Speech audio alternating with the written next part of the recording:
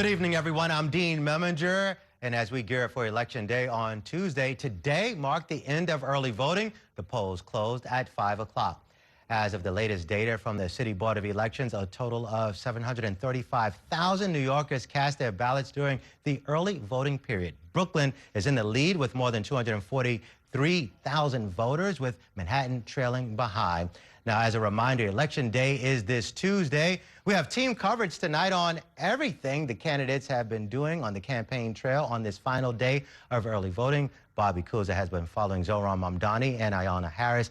She's been keeping up with Andrew Cuomo. We also have been covering Curtis Sliwa. Good evening to the both of you. Let's start off with the numbers. I mean, people across the 5 boroughs really got out there to vote in early voting, Yeah, Ayanna. Dean, these numbers are significant. 735 New Yorkers voted early during this early voting period. Let's jump back in time, go back to 2021, when it was a general election. At the time, it was Mayor Eric Adams was the Democratic candidate. Republican Curtis Sliwa was running against him. For the entire early voting period, only 169,000 people voted early. So compare that. We have quadrupled the early voting total this year. 169,000 voted early in total back in 2021. This year, 735,000 New Yorkers have voted early. So quadrupled the turnout. And we saw, what was interesting to see is we saw that very heavy turnout during the Democratic primary from younger voters. During early voting, we saw a larger turnout, a strong turnout from people over 50. So it'll be interesting to see whether or not the ages will even out a bit more once we get in all of the numbers, including people who voted on Election Day. But this is significant. And we know that older voters are, that Andrew Cuomo does better with older voters, whereas younger voters have really broken in huge numbers from Mamdani and are very enthusiastic. So, you know, early on when we saw those numbers coming in from early voting, there was some thinking, oh, this is a good sign for Cuomo, but it's really hard to know for sure. We'll find that out. I will also note some of the neighborhoods that we've seen a strong showing during early voting have tended to be neighborhoods that Andrew Cuomo has done better in. Neighborhoods like the Upper East Side, Upper West Side, both of those neighborhoods had hour-long waits in some places, you know, during this final day of early voting. So it will be interesting to see if Andrew Cuomo is able to pick up some momentum. He's pointing to this early voting turnout as saying, I can close the gap and squeeze out a win after Election Day. And he's pointing to specifically these early voting numbers. Of course, we know a little bit of demographic information about who's voting early, but we don't know who they're actually voting for. All right, so early voting is done. That's a wrap. It's in the books.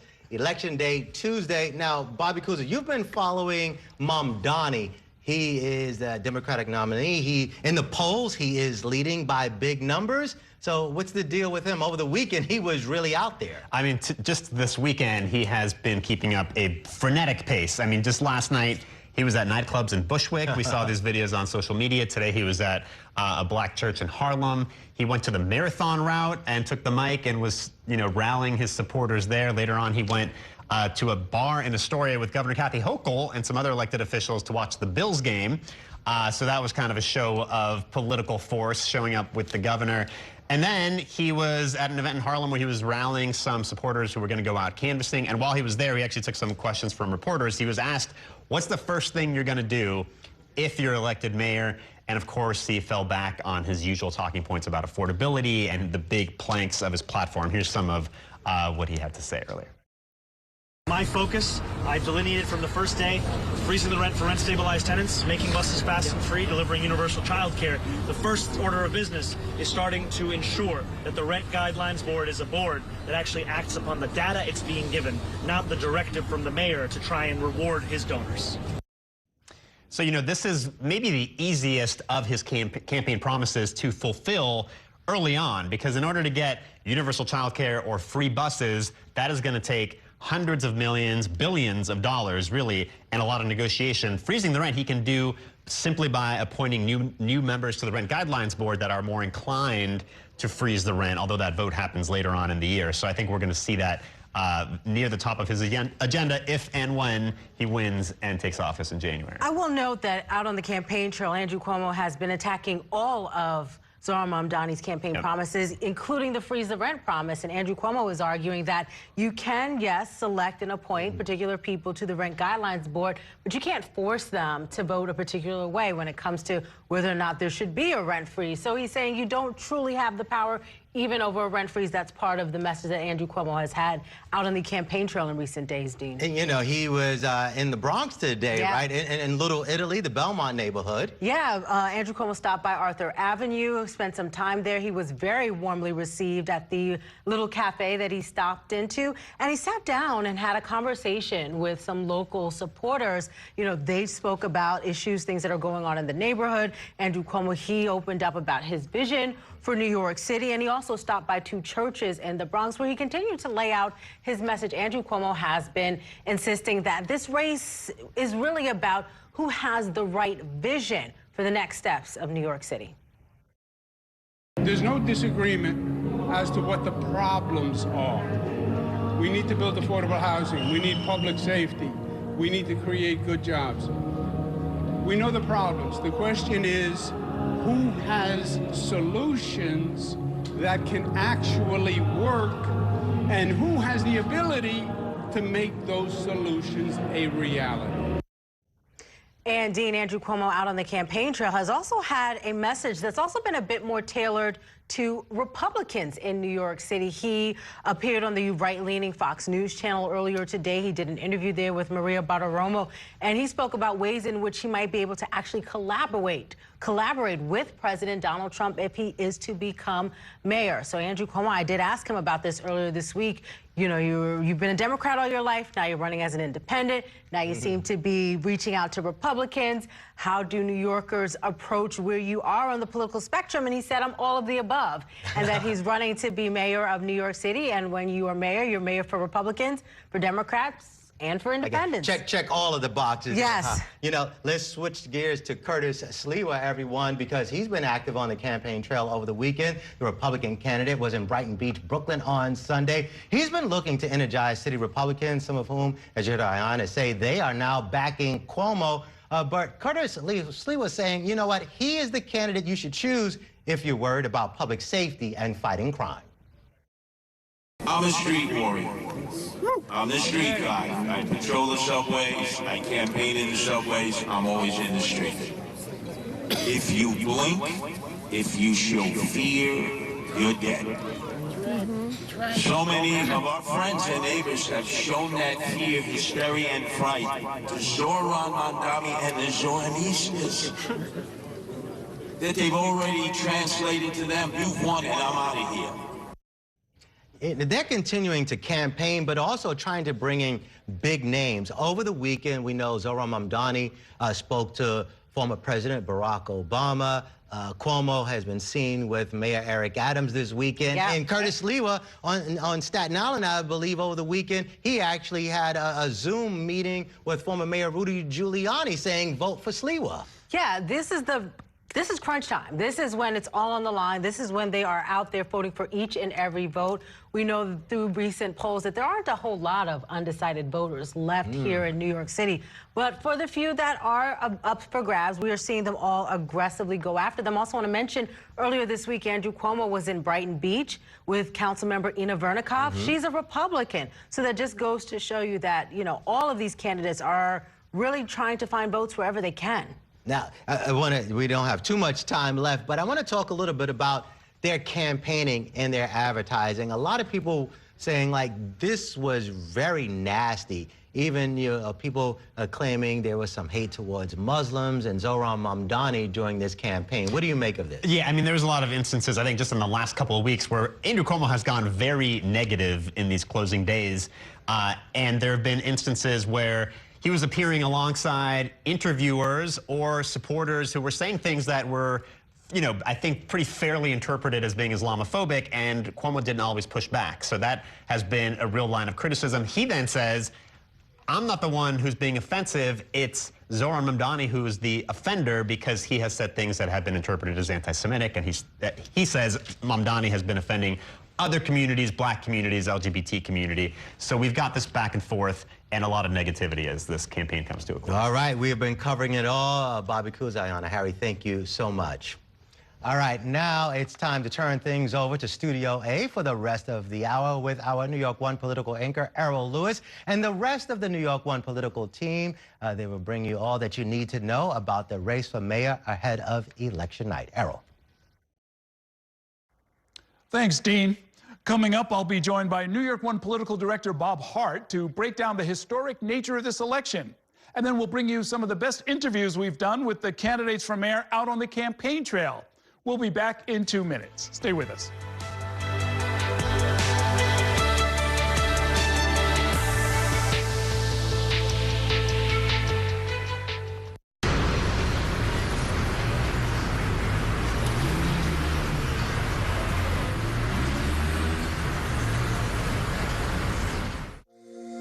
Every day tells a new story. At Mornings on One, we're dedicated to bringing you the stories that matter most to start your day with in-depth coverage of the day's developing news. I'm Pat Kernan. Here are the stories we're following this morning. And weather updates every 10 minutes. Some morning sunshine possible, clouds take over. It's our responsibility to get you the information you need before you head out the door. Mornings on One, weekdays starting at 6 on the Spectrum News app. Free for Spectrum customers. Spectrum TV, isn't that only live TV? No, it's only all my favorite streaming apps with live TV. Okay. It's only all included at no extra cost. And that's the magic of math. Will this be on the test? Sure. Why not? It's only one simple payment for all our TV. We gotta simplify and win. Winning is equally important. If not, more so. Yeah! Only Spectrum TV, fixed TV. I'm Sandra, this is Jorge, and we were adopted in 2019. I remember when they first came to us, Michael was already a teenager. The whole cliche of they're so lucky to have you guys, and it's the other way around. They have changed our family for the better. They chose to love us. They didn't have to. They chose us. Family. Learn about adopting a teen from foster care. You can't imagine the reward. Visit adoptuskids.org. And that's a look at some of what's in the papers this morning. You're done with the sports section. Today's story is about the latest chapter for a beloved local business. It's a beautiful day with temperatures in the 60s, but showers are expected in the next hour. In a city that's always on the go, it's important to stop to hear the stories that connect us. The news that matters to New Yorkers. That's what brings us together. That's Mornings on One. Weekdays starting at 6. Exclusively on Spectrum.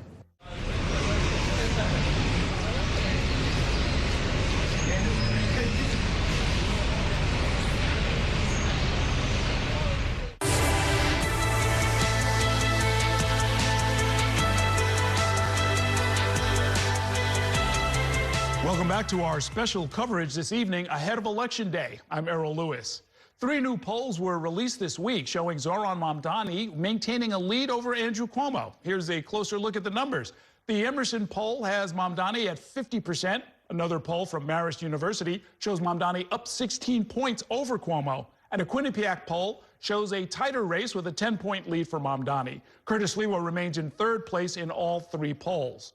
Now, if elected, Mamdani would make history as our city's first Muslim and first South Asian mayor.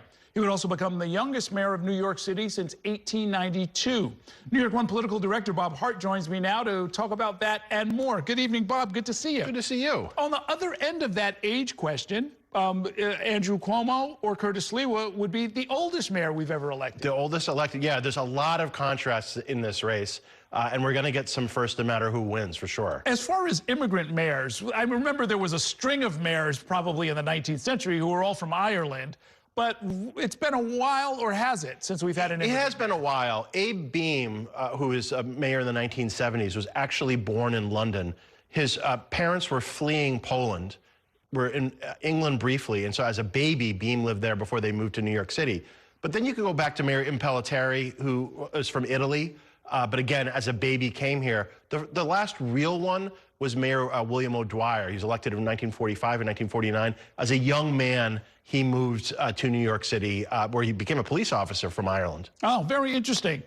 This race has made history a lot of different ways. One involves money, though. I was surprised to hear that this might be the most expensive race in history, even after the Bloomberg years, when the billionaire Mike Bloomberg was putting hundreds of millions of dollars into his various campaigns. It was a Bloomberg money boom for consultants, and I went back and crunched the numbers. And in the last Bloomberg election in 2009, $118 million was spent total. 109 by Bloomberg, 9 million by Democrat Bill Thompson.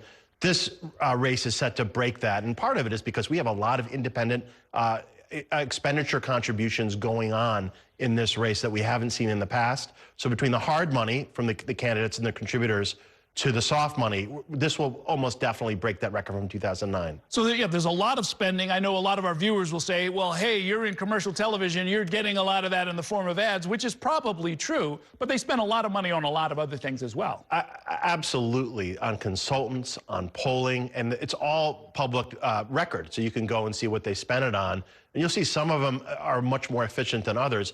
And there was a lot of money spent by Democratic candidates who we're not talking about now, and that's why that number is so high as well. Let's talk a little bit about Andrew Cuomo.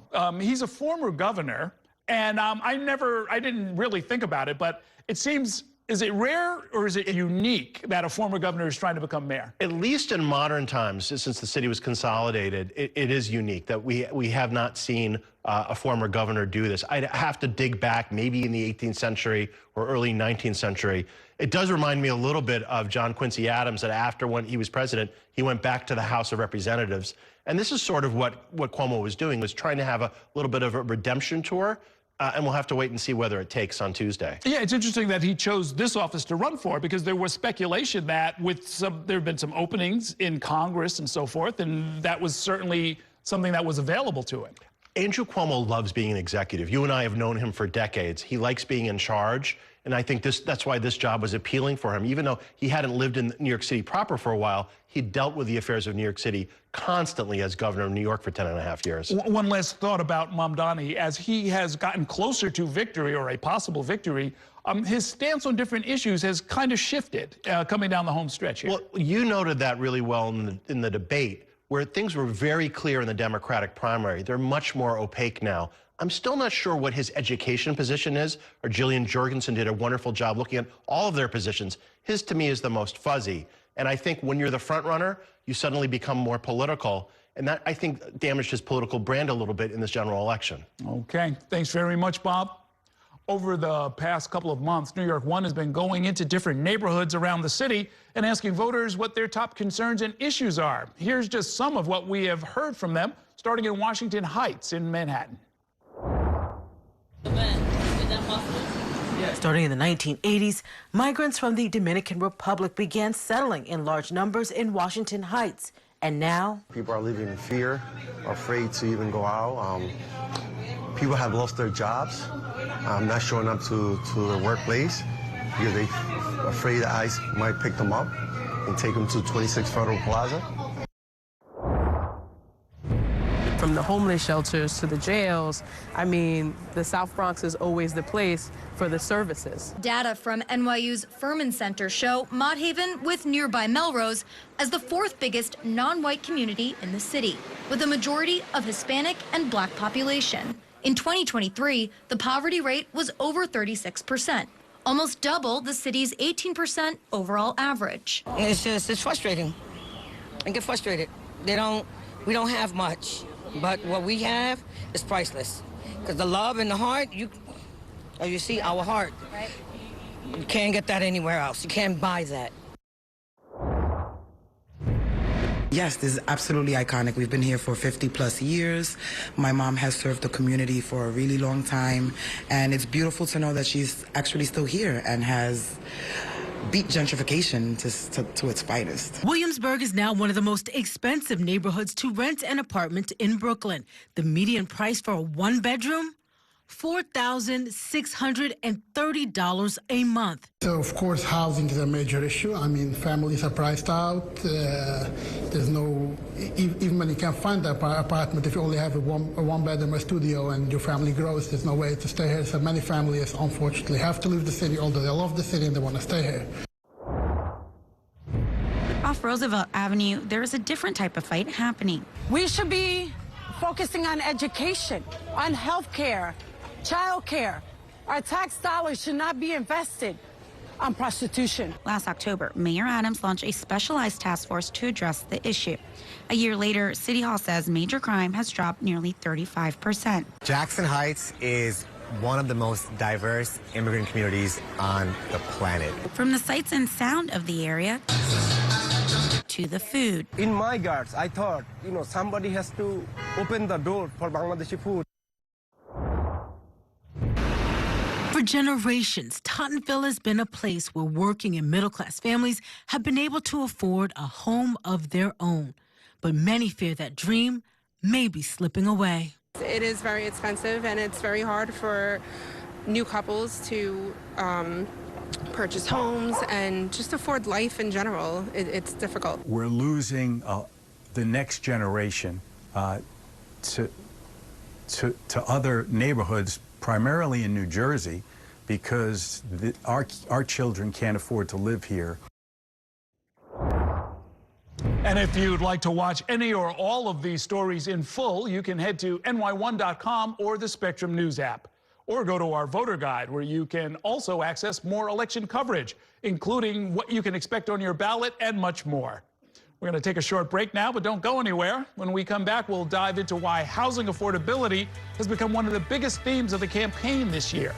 We'll bring you highlights from my conversations with each of the mayoral candidates about how they plan to address the city's housing crisis. Stay with us.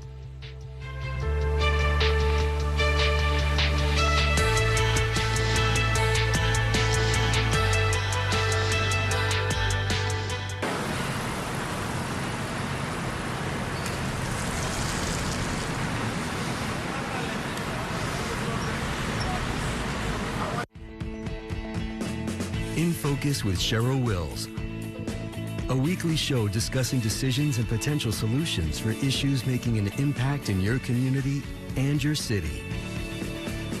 If it's important to New Yorkers, then it's being talked about here. In Focus with Cheryl Wills, Sunday mornings at 10:30 on New York One.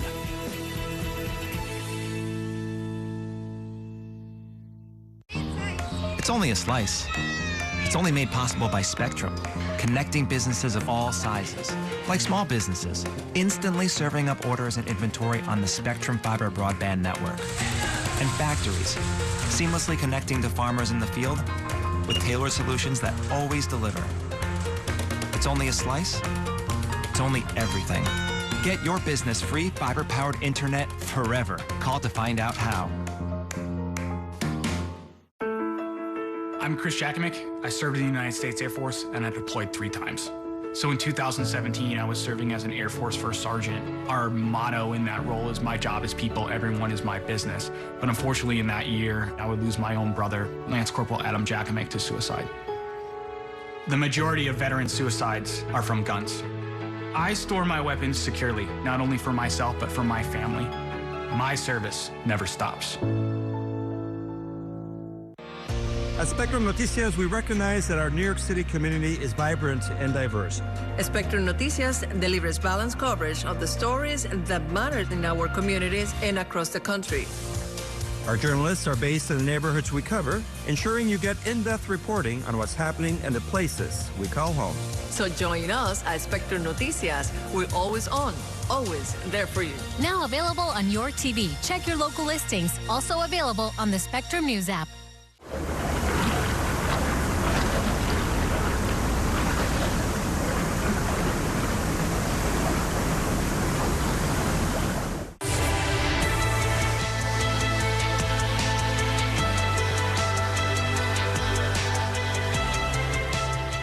Welcome back to our special coverage as we gear up for Election Day on Tuesday.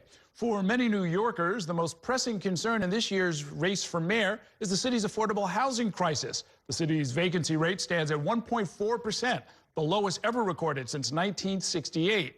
About half of renter households are rent burdened, meaning they spend 30% or more of their annual income just to pay the rent. The median asking rent in the city right now is more than $4,000 a month. That's according to Street Easy. Democratic nominee Zohran Mamdani has seized on the issue and stands apart from the rest of the field with a promise to freeze the rents on rent-stabilized apartments. During an interview last month, when we walked the streets of Astoria, Queens, Mamdani told me about his multi-pronged strategy to tackle housing, from freezing rent to overhauling the city's property tax system. Here's part of that conversation.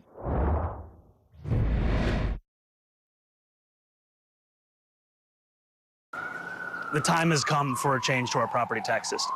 And I say that as someone who serves on the Real Property Tax Committee in the State Assembly, as someone who has looked at this system, sought to introduce legislation to augment this system, and yet been told that the scale of this is one where the Assembly, the Senate, Albany in general is waiting for the vision of the mayor. Okay. And you know, this is a mayor right now we have who said that he would fix the property tax system within 100 days of taking office.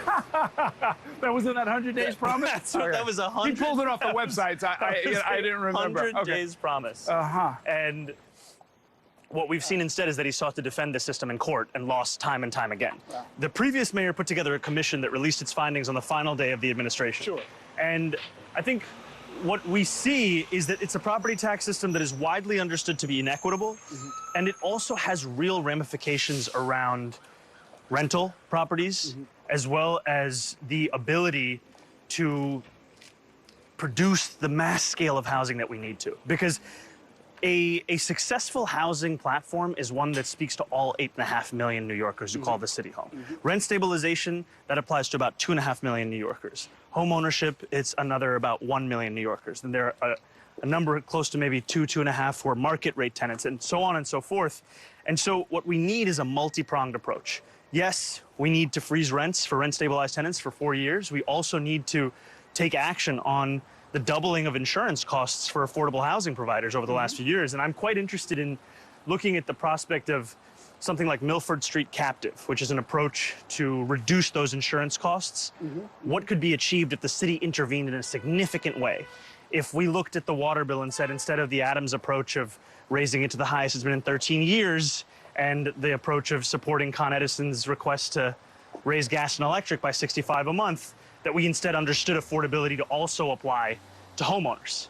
And this goes back to my experience as a foreclosure prevention housing counselor. You know, there would be a day when the city would release a list of all of the, how's it going? Have a nice day. There would be a day when the city would release a list of property owners delinquent on water and property tax bills. Right. And that day it would have their name, it would have their addresses, and I would speak to New Yorkers who would start to be harassed on that very day by people looking to buy their properties in cash. I spoke, one client told me that they were being followed in the grocery store. Wow. And so what I did, sorry, man. What I did was I built a list coming off of my experience working in local politics of what we call turf, where I would go and knock on these doors myself to ask them, did they know they could enroll into a zero-down Department of Finance program, get out of this property tax lien sale? And I met one man who only spoke Urdu, which I happened to speak. We had a conversation. He had no idea that this lien was about to be sold. No idea he was about to be put on a fast track for foreclosure. And it showed me the ramifications of a Giuliani-era policy that we have not only allowed but maintained, which we see that also has ramifications for racial justice in this city, where the city has been shown to be 6 times more likely to sell that lien in a black neighborhood than a white neighborhood. And so that is also the same part of the affordability agenda as freezing the rent, as taking on insurance costs, as going to Albany with a property tax reform vision. Our Courtney Gross joins me now in studio to talk more about each candidate's housing plan. Good evening, Courtney. What do you make of the Mamdani proposals? So it's interesting that he spent so much time when you were walking around Astoria with him talking about property tax reform, because that is something that we've heard and would expect to hear from someone like the Republican candidate, Curtis Sliwa. But Mamdani is right about one thing, is that I can recall in my decades of covering City Hall now that many mayors in the past have proposed to reform property taxes and have done so unsuccessfully. And it is an unfair system, most would say, all across the country. So it's not surprising that perhaps he wants to tackle that as well. But of course, we know his main proposal when it comes to affordable housing is freezing the rent. And we already have a threat from the current mayor to appoint some people to the Rent Guidelines Board that could potentially derail that promise, because Mamdani has said that he wants to freeze the rent within the first 4 years, or the first 4 years of his potential mayoralty. So he could have a lot of challenges ahead. Yes. In addition to freezing the rent, assuming he gets that or doesn't get it, that's a separate political fight. I was really struck by how conversant he was with the property tax system, the insurance problems. And it was a reminder that despite what one of his opponents has said, oh, he's never had a job, he was a foreclosure prevention specialist and actually learned about a pretty complicated system. Yeah, and that is a huge issue that we saw a number of years ago, or a decade or so ago, obviously, with the housing bubble that burst and the amount of foreclosures I can recall covering in Queens. And I assume his time overlapped during that particular moment when we saw so many people going into foreclosure. It shows that the affordable housing crisis and the housing crisis in the city is multifaceted, and in order to really tackle it and solve it, you have to come at it from multiple approaches, and that's building affordable housing. That's, from his approach or his ideas to freeze the rent is a possibility, and then obviously property tax reform too. Andrew Cuomo's plan is to increase housing supply across the 5 boroughs. I met up with the former governor over the summer in his old neighborhood of Hollis, Queens. He broke down his strategy to build more housing. Here's part of that conversation. What would you do? How do you make this available to the next generation? Oh, the problem is, I agree with him on the problem. And by the way, he didn't figure out the problem. Jimmy McMillan, 2010. I remember that debate. The rent is too damn high. Yes. The best line of the entire debate. I remember that. And the best response in every forum was that Jimmy McMillan, the rent is too damn high. So affordability has been a problem. That is a fault of the government. Now, there's short-term solutions. The Erstat law could be repealed, allow New York City to regulate its rents. When he now says freeze the rent, people think he's talking about their rent. No, he's not talking about their rent. No. He's talking about only rent-stabilized units, right? Sure. And you can only do that for so long.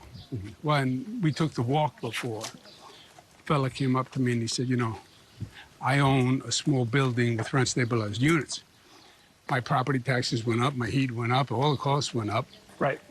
I'm going to go give the building back to the bank, right? But repeal Erstat and increase the rent regulation and the Rent Guideline Board factors, et cetera. But long-term, the answer is you don't have the supply. You're not building housing. It takes you 4 years in New York City to get a building permit. I built LaGuardia Airport in 4 years. Right? It can't be. You need a massive construction effort like you've never seen before. Open all the valves. Rebuild NYCHA, which, by the way, public housing authorities all across the country have rebuilt much better and much faster than NYCHA. I worked on the Chicago Housing Authority, which was the worst housing authority in the United States. So you have NYCHA. You have faith-based organizations that own land. You have city-owned land. You have rezoning on industrial properties. Open it all up. Hundreds of projects going on immediately. Forget HPD and trying to figure that out. Let the mayor do it. But you have to get the supply up. Your 1% vacancy rate, yes, the rent is too damn high. And artificially just saying to landlords, well, you're going to eat the cost. I know it feeds the stereotype, evil, rich landlord, but that is not sustainable, right? The real answer is build more housing quickly, affordable, certainly, but even market rate. Because if there was more market rate, you start to bring down the cost. Courtney Gross joins me again, and he has unique credibility when it comes to this notion of let's build a lot right now. Yeah, I think we have evidence of that all across the city, whether it's from the multiple bridges within our area, the downstate area, the Mayoral Bridge, or just take a look at LaGuardia Airport. I mean, if there's something, some notch or something on Andrew Cuomo's resume that he can hand out to all New Yorkers, it's that he knows how to build things. So when he has a campaign promise, like I'm going to build 500,000, build or preserve 500,000 units of housing over the course of 10 years, I think a lot of New Yorkers will say, he'll probably accomplish that given his record. It is build or preserve 500,000 units, and 2/3 of that would be affordable housing. A distinction I think that Andrew Cuomo makes when you compare to Mamdani's affordable housing plan and the creation of affordable housing he wants to do, which is 200,000 units for low-income New Yorkers. Andrew Cuomo doesn't make that distinction necessarily. Yes, he says the majority of the housing he wants to build will be affordable housing, but you heard him say at the end of the interview there is, all housing is good housing. If it's market rate housing, it's middle income housing, it's low income housing, that means that we're going to end up handling or tackling that very low vacancy rate and hopefully increasing that vacancy rate because we'll have more supply. Yes, sure. If supply and demand still exist, then obviously increasing the supply will eventually bring down the cost. One thing that we know, though, and this is something that is different from the governor's powers as a governor, ex-governor, is that, you know, you have to fight this neighborhood by neighborhood. You've got to build project labor agreements. That means negotiating with a bunch of unions, and they want as much as they can get. And there are a lot of different pressures that will keep the prices up in getting housing built. Yeah, and I think that's why he supports something like the housing ballot proposals that are going to be on your ballot when you go to vote over the weekend or on election day. Those ballot proposals are to spur and fast track a lot of affordable housing in specific community districts or modest affordable housing in other districts, which is why he is the only candidate thus far, we should say major candidate, out of Zohran Mamdani, Curtis Sliwa, and Andrew Cuomo. Andrew Cuomo was the only one to say, I support these ballot measures. We should note Mamdani has been asked, I think, daily on the campaign trail as of this point whether he supports it, and he just will not say.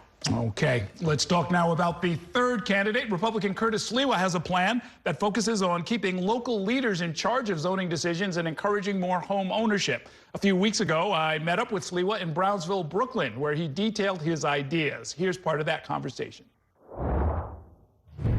What do you take from your time here as a young man that you would bring to City Hall? Well, first off, Republicans never come here. Never have. Rudy didn't in his heyday. Bloomberg didn't. They just avoid it, assuming that everybody is a Democrat or they don't vote. There's just a lot of people just don't vote. And because I've lived here and I've dealt with people from Brownsville and East New York and Canarsie, I call it the trifecta, the Trinity, because I've lived all three places. I can never forget that the same problems are still plaguing them. Now, up there used to be the burned out tenements. When the Bronx was on fire, burning, this part of Brooklyn was burning. Yeah. And they built the Nehemiah homes, much better improvement. People had, you know, personal space. Those co-ops opposite our headquarters, my uncle, Jimmy Scalvone, was a butcher. The union funds went into establishing co-ops. You look at that building, how many years later? Yeah, good solid, shape. Solid, yeah. Well maintained. Yeah. It's what I said should be in the projects.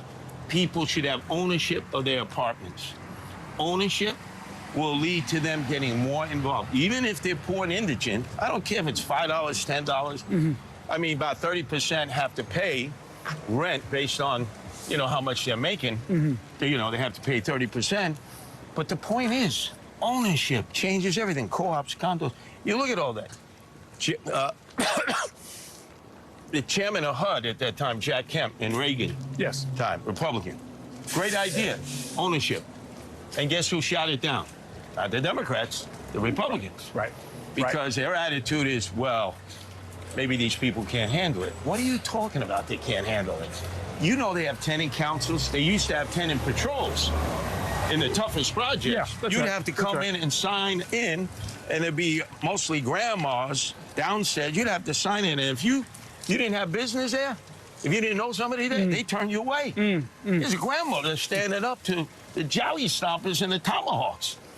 And believe it or not, those guys would stay away. So I saw all that firsthand. I know what works. I know what doesn't work, obviously. The school systems, a lot of children here who need alternative schools, vocational training. By fourth grade, a lot of these kids cannot read, write, or do math at grade level. And I remember in Gildersleeve Junior High School, where I went to in Canarsie, you had a guidance counselor. By 8th grade, that guidance counselor would sit you down. Curtis, do you ever think of culinary, art, metal shop, wood shop? You ever think, there are a lot of good schools like Westinghouse, downtown Brooklyn, here are all the skills. What they were politely telling you, and in your best interest, is maybe academically, you weren't going to get your Regents credits. Because back then we had 3 graduation certificates. You had, obviously, Regents, vocational. You had a lot more vacational training. And you had the degree, you got the graduation certificate, general they called it, which meant you inhaled and exhaled. And through social promotion, you got through, which benefited nobody. Right. Let's bring our Courtney Gross back in. What are your thoughts about his housing plan?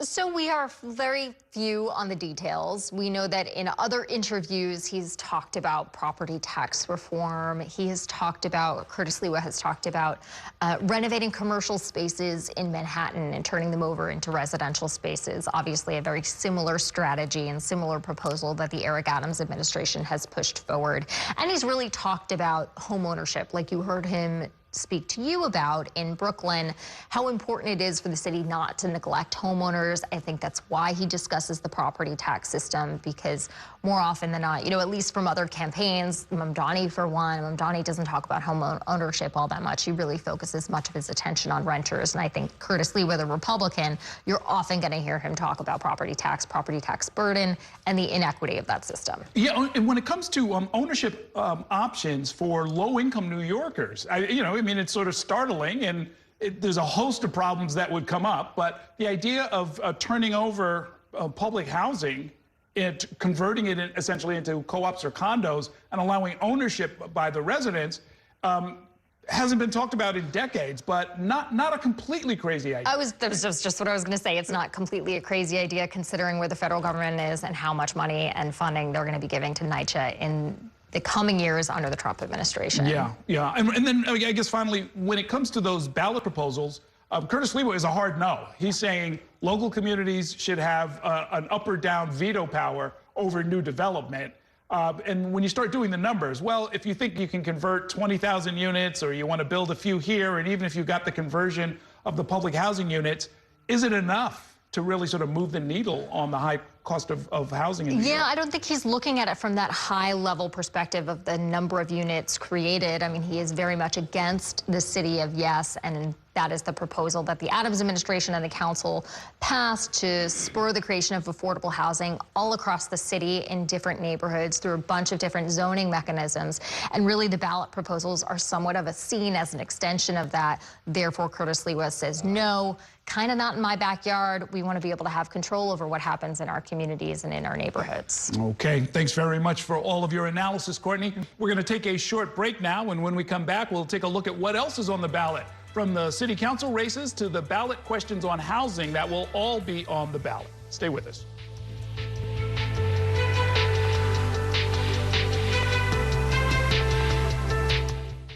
The next downtown local 6 train to Brooklyn Bridge City Hall will arrive in 2 minutes. After 30 years of forecasting for New York, I've learned it takes a dedicated team to cover all the weather our city has to offer. I'm so honored to be a meteorologist here at New York One because as a Brooklyn kid, this is the station that I grew up watching. Morning, noon, or night, our team is here to bring you accurate forecasts you can count on, from severe weather updates to our weather on the ones. Watch the New York One weather experts on your TV and on the go with the Spectrum News app. Your entertainment the way you want it. With Spectrum TV, all these streaming apps are included at no extra cost. So you can watch anything. Movies, series, sports, reality, news. Here's a look at today's top stories. Exclusive originals. We await your orders. And even more of your favorites with live TV.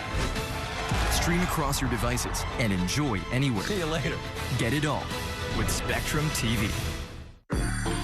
I'm an ex-drug dealer, and I'll be your sub today.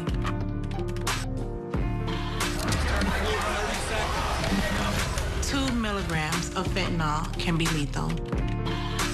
A lethal dose is in here. Who gets it, I won't know. It's cheap, it's potent, and it's profitable. The sad reality is fentanyl is being mixed into everything now. More kitchen now. My father was a New York City firefighter. My mission, like his, is to serve New Yorkers in a city that doesn't stop when the sun goes down. Being with New York One since the beginning, I'm now honored to join you even earlier each weeknight. Starting at 8 with New York Tonight, we'll explore the latest news developments, followed by New York One at 10 to wrap up your day. So join me each weeknight starting at 8 right here on New York One.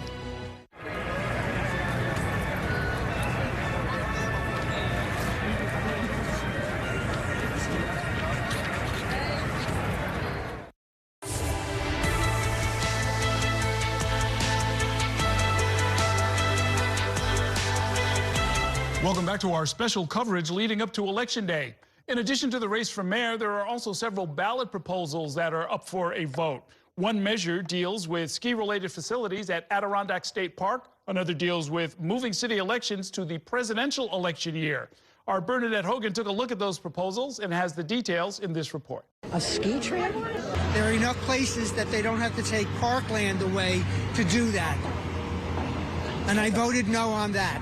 Someone from Lake Placid could be voting on my issues, and we don't relate. On November 4th, voters across the state will decide whether they'll approve a ballot proposal aimed at letting the state government convert woods into ski trails in rural Essex County. Does it mean we're going to lose trails here? No. Well, then I don't know why we're voting for it, but, you know, I would be okay with them getting some more trails. I like trails, you know. I think it's good to walk, it's good to hike. If they get some more trails, I'm fine for that, as long as it doesn't mean we have to close Central Park because we can't afford to have both. It lets New York's Olympic Regional Development Authority build on 350 acres worth of protected forest near Lake Placid, requiring the state to purchase 2,500 acres to give back.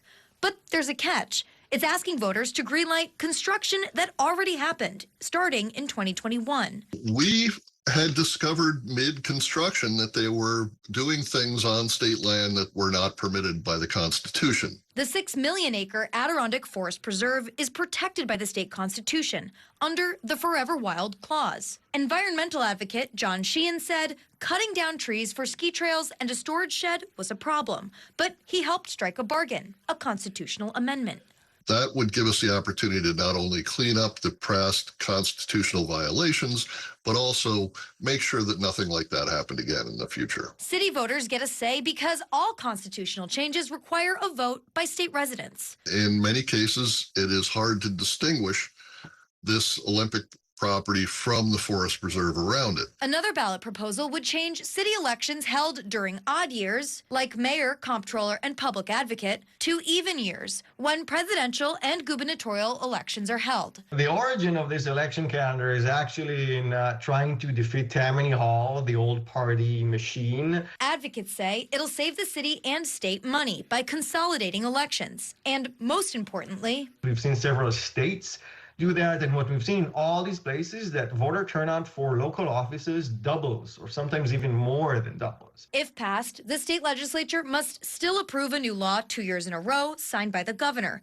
Then it'll go again to voters statewide as a constitutional amendment. We will draw a much younger electorate, and an electorate that is much more representative of the city as a whole. So the largest benefits will go to communities of color and to younger voters. A separate measure consolidating odd and even year elections for offices outside the 5 boroughs was already approved by the state legislature, but opposed by Republicans who argue it will grant Democrats an advantage. Bernadette Hogan, New York 1.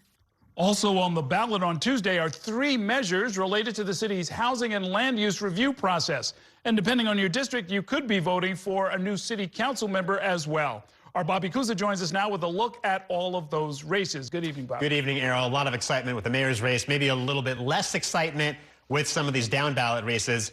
51 city council seats, they are all technically on the ballot, but 16 of them are uncontested. So there's literally just one name on the ballot. You don't really have much of a choice. A lot of the other races are not really too competitive, but there are 3 in particular that we're going to be watching really closely on election night. One of them is District 13 in the Bronx. This is where the incumbent is the Republican, Christy Marmorato. This is a seat that used to be Democratic. The Republicans just flipped it, and now the Democrats want to win it back. So that's Christy Marmorato on your left. The Democrat in this race is Shirley Aldeball. So she is hoping to unseat Marmorato and flip that seat blue. So that is an incumbent, obviously. Then there's a couple of seats that are open that feature some pretty competitive races. One of them is in Queens. This is the district currently held by Robert Holden, who is a Democrat. This is Rego Park, Middle Village, Ridgewood, part of Maspeth. And this is kind of an interesting one because both of the candidates who you see on your screen there actually work on Robert Holden's staff. So these people both work together. One of them is the Democrat Phil Wong, the Republican Alicia Vicunas, and so that seat is going to remain in the hands of a Holden staffer. We just don't know which party they belong to. And then out in southern Brooklyn, District 47, this is the seat currently held by Justin Brannan, who is also term limited out of office. His staffer, one of his staffers, his chief counsel, Kayla Santasuoso, is running. That's her on the right. She's running against a Republican, George Sarantopoulos. This is a pretty competitive race as well, and that's kind of a purplish district. Very diverse communities in Bay Ridge, also goes out to Coney Island. So those are the 3 we're really going to be keeping a close eye on election night. Not a lot of suspense elsewhere in these council races. Okay, now one of the issues, as I alluded to, are these ballot questions that deal with housing, and that is going to actually outlive whoever gets elected next Tuesday, right? I mean, it's really sort of an important way to sort of maybe change the way we do business in New York. And we all know that housing is a huge crisis here in the city, and all 3 of these ballot questions, they each do something a little bit different, but they would make it easier to build affordable housing here in the city. These have become controversial in part because particular question 4 on the ballot would diminish the city council's power over land use decisions. And right now there's something known as member deference, where the individual city council member has a lot of power to basically veto any major development project in their district. This would create a mechanism to basically override that. So what you see is a lot of city council members, even though they might be progressives who are pro-housing, they're against these ballot proposals because it's going to take some of their power away. Meanwhile, you also have people who are maybe more on the right end of the spectrum, these sort of more conservative NIMBY, so-called NIMBY communities, not in my backyard, who are also against them, which is why you've been seeing, a lot of advocacy, a lot of mail around this. But 2 through 4 all have to do with housing. They're all backed by the mayor and by a lot of advocacy groups. Okay, and there's a race for Manhattan District Attorney. That one has gotten actually national attention, hasn't it? Yes, because Alvin Bragg, the Manhattan DA, has become something of a lightning rod, particularly for Republicans who have blamed him for this sort of soft on crime approach. Also, we should remember he's the one who prosecuted Donald Trump in that criminal case, although Alvin Bragg hasn't talked a lot about that on the campaign trail. So that is really the only competitive DA's race that we're going to be watching. That'll be an interesting one on Tuesday night. Okay, thanks very much, Bobby. New York One hosted a series of conversations and debates last month with various races citywide, including the race for mayor. Candidates Zoran Mamdani and Andrew Cuomo and Curtis Sliwa all faced off at LaGuardia Community College. Here's some of what they had to say. It's us versus the insiders and the billionaires. It's us versus Cuomo. It's us versus Zoran. I will end this hate-mongering and division that is tearing this city apart. My opponents, who spend more time trying to convince the other to drop out than actually proposing their own policies, will speak only of the past, because that's all that they know. I am the sole candidate running with a vision for the future. Zoran, your resume could fit on a cocktail napkin, and Andrew, your failures could fill a public school library. You don't know how to run a government, you don't know how to handle an emergency, and you've literally never proposed a bill on anything that you're not talking about in your campaign. We just had a former governor say in his own words that the city has been getting screwed by the state. Who was leading the state? It was you. Governor Hochul. You were leading the state for 10 years. The only reason that Zoran is on the stage is because of the failed Governor Cuomo, who was rejected by the Democrats in the primary and rejected by 13 women who charged you with sexual harassment. Do you ever know that no means no? There were allegations of sexual harassment. They were then went to 5 district attorneys, fully litigated for 4 years. The cases were dropped. I'm appreciative that those measures will be on the ballot and that New Yorkers will be able to cast their votes for them. I know that we desperately need to build more housing in this city, and I also know that the jobs we create in the building of that housing should be good jobs as well. What a political answer. What is your opinion, Zoran? Yes or no? Come on. Yes or no? What is your opinion? Myself, number 1, and Curtis, number 2. Mr. Sliwa. Oh, please don't be glazing me here, Zoran. Are you kidding? Mr. Sliwa, do you have an I answer? support ranked choice voting, but I'd only vote for myself. Mr. Cuomo? I love that Zoran and Curtis ticket idea. I don't know, I'm just enamored with it. I would just rank myself. And while there is no ranked choice voting in this election, you can still make sure that you vote. If you want to catch this debate in full, you should watch it on our website, ny1.com, or on the Spectrum News app, or on our YouTube channel. We also hosted a debate between the 2 candidates running for a city council seat in South Brooklyn, currently occupied by Councilmember Justin Brannan, who is term limited. We also hosted a debate between the 3 candidates on the ballot in the race for Manhattan District Attorney.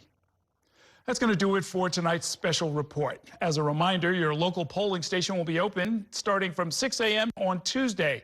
And keep it right here on New York One for all your election night coverage. We're going to begin at 7 p.m. that night with a special edition of Inside City Hall and continue throughout the night with results coming in after 9 p.m. Thanks so much for watching and have a great evening. Stay tuned for news and weather after a short break.